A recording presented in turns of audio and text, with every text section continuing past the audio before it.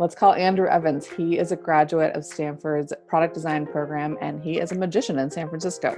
He started his show literally in his own backyard and recently moved into a permanent space that is appropriately titled the Magic Patio. Being a magician during a pandemic is definitely tricky. So he has adapted by hosting live stream shows on his YouTube channel and also by hosting a series of videos teaching tricks. I'm excited to talk to Andrew, and I'm hoping he'll teach us a magic trick.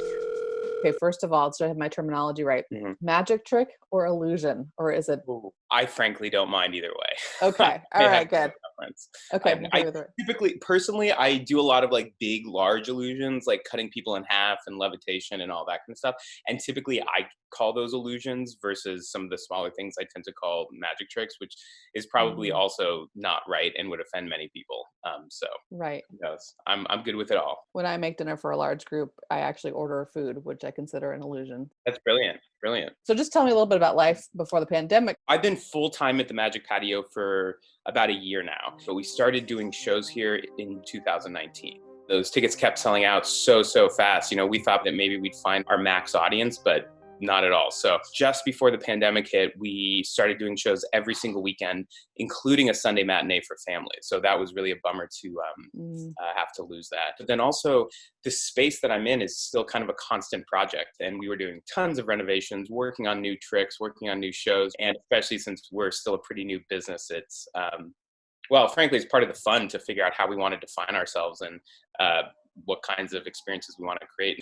An unexpected sort of mental state with all of this has been, it's been very hard to sort of get motivated to be designing for a world in which audiences are back in the space, just because it's so unclear when that's going to happen. Yeah. So recently with these live streams, that's been, it's actually been an unexpectedly fun project. Like I kind of thought it was just going to be a thing where we were going to do 1 or 2 live shows over the internet as a way to just kind of give people something fun to do on a Friday night. And first of all, I realized that when we started putting those shows together, it's a lot of work. And it's also not as simple as like do tricks that I've done my entire life or here at the Magic Patio and just point a camera at them and start doing the same tricks. It's like, no, tricks have to be designed for the internet. You have to figure out how to engage an audience across the screen. If I'm just holding a deck of cards on stage and making claims about cards that people like, oh, let's say you picked this card, it just rings of like, oh, this guy's doing something tricky. I bet that's not even a deck of cards. So usually I throw the deck out into the audience and I say, look through those, shuffle them, pick any card you'd like, you know. So it's that level of interaction that provides honesty. I don't know if you're familiar with pandemic magic, but I'm going to try out a little on you. So nothing in my hands, clearly. Nothing in this hand, nothing in this hand, nothing in this hand, nothing in this hand. Still nothing in this hand. There's nothing there. Yeast. Pandemic magic. Already, magic is not an honest art form, but you know, that's part of the deception, is making it feel as fair as possible and then still having an audience say, nope, no idea how that was done, you know? Yeah. So trying to figure out how to convince a viewing audience from across the screen that what you're seeing is real, there's no camera tricks, I didn't set anything up. Not an easy challenge, but a fun one, and one that I've never really had to think about in my career. We should say you have a master's in engineering, right? From Stanford. Yes. And you were a part of the D school. Did you build the stage? Yeah, I think that's kind of what makes me stand out in the world of magic, is I approach magic almost more from the engineering and design side than I do the magic side. But yeah, everything in the show is stuff that I've, you know, built myself for sure. Often they're original things that I've designed, but then also the entire theater itself, same thing. So the stage, the proscenium, even this front space that we're in here now is our candy store. And that's half the fun for me, is sort of the design and engineering side of all this. I was also a TA in the PRL, which stands for the Product Realization Lab, which is this incredible building shop facility. I just spent so many hours in that space building and, you know, in the wood shop, the metal shop, like welding, all of that. And I really think that in particular, those experiences were some of the things that got me ready to be at a place where I'm building my own theater and building all my own props and all that. Yeah. You're doing the cadence of every 2 weeks. And I was just thinking, yeah, this is very different because normally you don't have the same people coming to every show, right? So you can repeat tricks typically or repeat a show. Yeah. And now you've got to come up with something fresh half an hour every 2 weeks. That's a lot of pressure. Yeah. So the show we've been doing, our live show at the patio since last June, has been called Illusions of Grandeur. And we have a few people who come back, but it's kind of meant to be new audiences get to see the Right. same show, and then every year we change that. And we Mhm. had some other shows that we sprinkled in every once in a while. But yeah, putting together a whole magic show, it takes, for me at least, like years. Mhm. There was one trick I've been working on for 8 years before I put it in front of an audience. So Wow. I'm definitely a bit of a perfectionist when it comes to that. And actually, the internet has been, or the live shows have been this nice moment to sort of force myself to let go of some of that perfectionism. And obviously, I'd like this show to be as good as it can be. But at some point, it's just like, here we go, put this in front of an audience. So there is kind of this energy of feeling fresh and a little rough around the edges in a way. But I don't know. Yeah. Everyone keeps being like, that's what the internet's for. People like seeing the real, authentic. I'm like, oh gosh, Really? yeah, I know. I'm like, I don't know. I'm also going to start to couple it with the next day on Saturday, maybe in the afternoon, doing like a 30-minute magic tutorial. So people Oh. can tune back in and learn 3 magic tricks. Okay, we will definitely be watching that in my household. I have a 13-year-old daughter, so Oh, that's perfect. Not enough women do magic. So like any girls that that I can help get excited about magic and start to do some on their own, like that's a huge win in my book. So the way I'm trying to think about the tricks that I would teach people are like things that you would actually have to spend a little bit of time practicing or building, or, put a little bit of effort into. And I've always found that that's what really hooked me was, the satisfaction of putting some effort into building something, then rehearsing it, then performing it, then fooling people. And I feel like if, I can help folks have that experience themselves, great. Maybe we get a few more magicians out of this whole thing. you talked about maybe doing a trick Yeah. now that people could enjoy later, and or teaching me how to do a trick, and then people can learn how to do that. Let's do both. Let's try Okay. this. So this is a trick I actually did on Friday. So Right. you want to imagine that in front of you is a table. There might actually be a table in front of you. One less thing to imagine. But then on that table, you're going to see 3 balls, like the size of a golf ball, something you could hold in your hand. And we'll say that there's a red one, an orange one, and a white one. All right. And they can be in any order you want. If you happen to have a table with those 3 balls in front of you, you don't need your imagination at all. Just do it for real. Okay. Now here's what we're going to do. We're going to practice this a little bit, because what you're going to start, at least, take your right hand. Again, actually do that for real, but in your head, I want you to pretend like you're grabbing down and picking up one of those colored balls. It could be the red one, the orange one, or the white one, and you're holding it in your hand. And we're going to toss the ball back and forth, hand to hand, but we're going to toss it in a very specific way. We're going to start spelling some words, and we'll toss the ball, 1 toss for each letter of the word. I understand that might sound complicated, but I promise it's not going to be. So if the ball starts in your right hand, let's just spell the word ball. And that would look like this: BALL. Beautiful. And it ends up in your right hand. Yeah? Yep. Good. Simple. That's all we're going to do. We're going to spell some words. We're going to toss the ball, 1 toss for each letter. Easy. All right. That hand's probably getting tired. So go ahead and put that ball back down. And if you want to shuffle up those balls, you can, however you want. But the 3 colors are red, white, and orange. Okay. So now go ahead and, again, use your right hand and grab any one of those balls you'd like. Any one at all. Okay. And this time, instead of spelling the word ball, let's spell the color of the ball you picked. So do this under the screen so I can't see. But again, toss the ball back and forth, 1 toss for each letter, but spell the color of the ball that you're holding in your right hand. Go ahead and do that. Okay. Excellent. Now I can't see because your hands are below the screen, but the ball's either in your right hand or it's in your left hand. Now, if it's in your left hand, just hold on to it nice and tight. Don't put it back down. But if the ball's in your right hand, put it back down on the table and grab any other one of the colored balls that's there. So go ahead and swap it out for a different one of the colored balls. And now hold that up in your right hand. Good. Now I have no idea which colored ball you're holding or which hand you're holding it in, but you're holding 1 ball.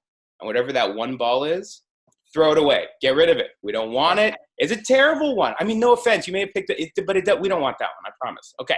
So now we've got 2 balls left on the table. Again, we had red, white, and orange to start, but you got rid of one of them. So now there are only 2 balls on the table. And go ahead, and this time with either hand you want, your right hand or your left hand, grab either of the 2 colored balls remaining on the table. Okay. In either hand you'd like. You got it? Yep, got it. And now remember the color of that ball that you're holding. Mhm. And take a look at which hand you're holding it in. Yeah? Okay. Okay, good. Now what I want you to do is actually just spell the hand that you're holding it in. So if it's in your left hand, you spell left. If it's in your right hand, you spell right. And go ahead and spell that, tossing the ball, 1 toss for each letter. Okay. Go ahead and do that now. Okay. Good. Yep. And actually, let's continue. Go ahead and spell the color of the ball that you're holding. Again, one toss for each letter. Okay, got it. Good. You've got a ball in one of your hands. I have no idea what color it is or what hand it's in. You've also got an empty hand.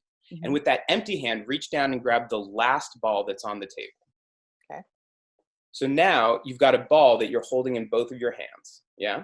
Yeah. I want you to take your right hand and open it up. And just imagine that that ball in your right hand like floats away. It's like a levitation trick. It just floats all the way up, all the way gone. But then take the ball in your left hand and just stick it right there up on your nose. And I think it works because I can see through the screen and I can actually see that you've got the orange ball right up there on your nose. Was that it? That was it. Oh, beautiful. Yep.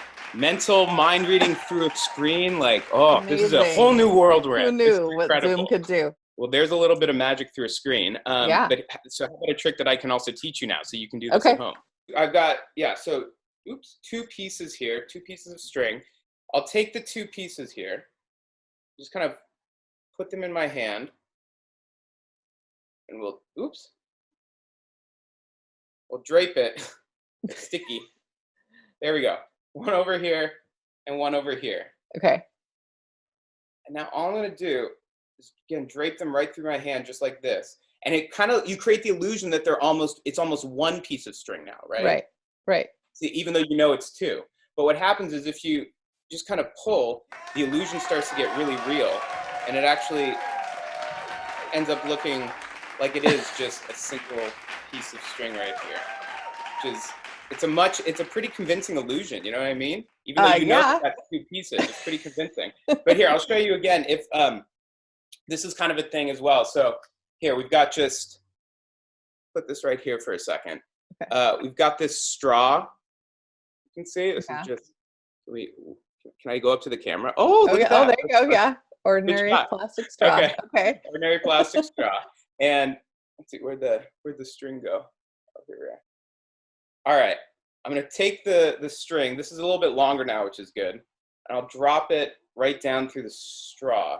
So you can kind of see it coming out both ends right there. Yep.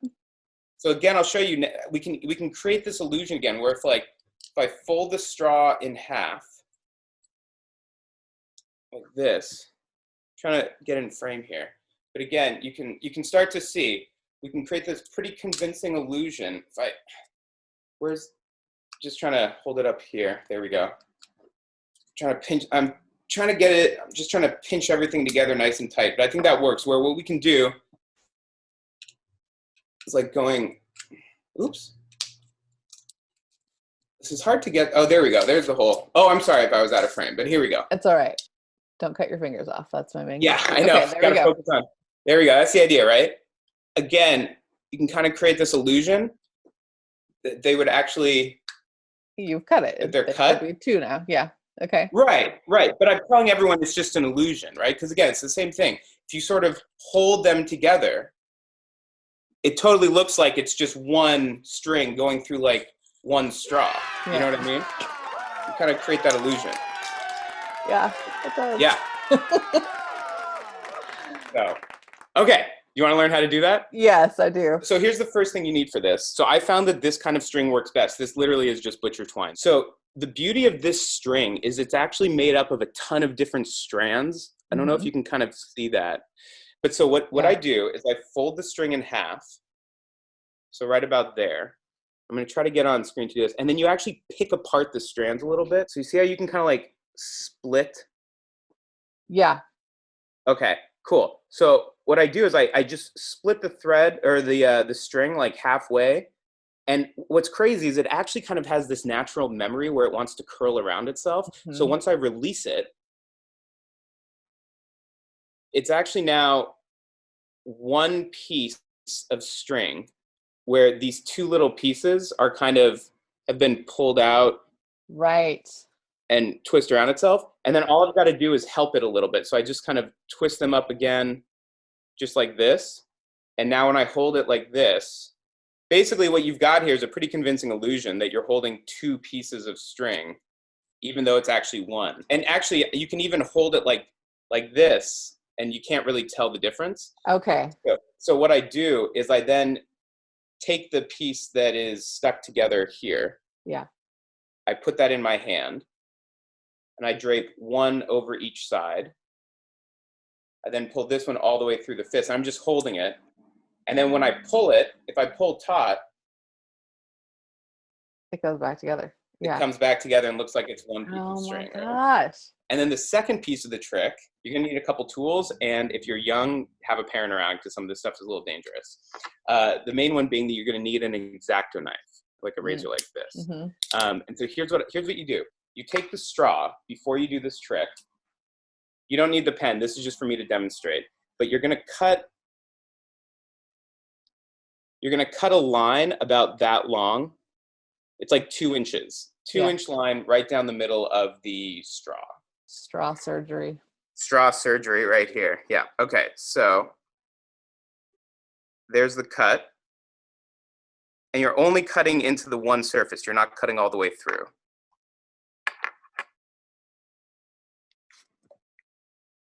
All right. So now you can kind of see how it's open right there. So now, assuming there's no black line on there, no one can see that, even up close. No one will see that. Okay. All right. So then what I do is you take the string and you feed it down through the straw. So you can see both ends. Obviously, that's important. Yeah. Okay. And then I bend the straw in half right where that line is, or right where the cut is. And that really just looks like a normal straw. But what it allows me to do is when I pull on these two ends, you can actually kind of hear it. It pulls the string down there. Got it. If you keep the straw pretty tight, people don't see it. Right. But then, and it got a little wonky when I was doing it on camera, you use the scissors to cut right through the top. Now, there we go. See, that's much easier. Now, obviously, you're not cutting through the string. But you can also create this really fun illusion where you separate these straws a little bit. And my finger is what's hiding that little bit of string right there. Yeah. From there, all I do is sort of bring the two halves back together, and then you can pull on one end, and the whole thing comes back out. Yeah. This is the kind of thing, I mean, you practice this in front of a mirror or something for a long time before you, because I'm going to do it and like there's going to be strings hanging out. Okay, so I have here for you guys 2 strings, just everyday normal strings. You can clearly see here, oh, they're sticking a little bit. 2 strings, 2 strings, 2 strings. See the ends? Everyone sees the ends. Looks regular? Yeah? Okay, I think so too.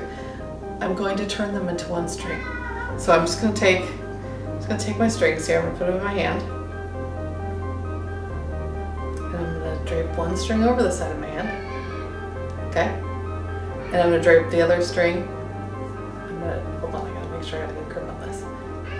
Cause it's magic. I'm gonna drape the other one on the other side of my hand.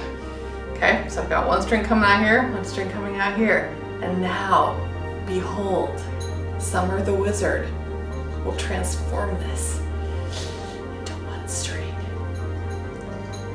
Maybe. I can do it, I know I can. I know I can. And I think I can do it. Shoot. Hold on. Maybe, let's just see what happens. Oh, look, it is 1 string. Wow. I did it. I didn't do a very good job though. If you have someone at home that you can be doing this for, this one in particular, where you kind of like, you pluck the string and you make it look like 2, even though it's just 1. Right. What I love to do with this, right there. What I love to do with this one is do it in someone else's hand. Magic Live is definitely better than magic through a screen. But if you have someone at home that you can do this to, it's a great way to trick them and like really do something pretty incredible in their own hand. Definitely. Thank you. That's so fun. Yeah, you're welcome. Okay, I have one suggestion for you before we go, which is you should start working on an illusion involving either toilet paper or flour because they don't exist right now. So if you could make those appear. Pandemic magic. I will now turn 2 rolls of toilet paper into 3. Watch closely. Pay attention to the rolls. Pay attention to the rolls. Then 2 will become 3. 2 will become 3. Oh, 3. Pandemic magic. Also, if you have a way for me to magically go back to where my hair was 12 weeks ago, I would be interested in that trick. So work on those. I know. And, Yeah. well, thank you for doing this. This was super fun. Yeah, you're welcome. And I know people are going to like learning something. I think everyone's kind of desperate for interesting new things to do. So we will definitely be checking out your future live shows on YouTube. That was really fun. Well, and actually, if I was going to start asking people, but if you do learn a trick and one of those and you get good at it, take a little video of yourself and on Instagram, we're like #TheMagicPatio. Tag us, post us. I'd love to see how many people start just doing all of these kinds of tricks like through the internet. They would be hilarious. Suddenly everyone is just making string come back together. I'd be like, yes, we've started a magic revolution of sorts with thread. Seriously. Let's do that again because it rolled.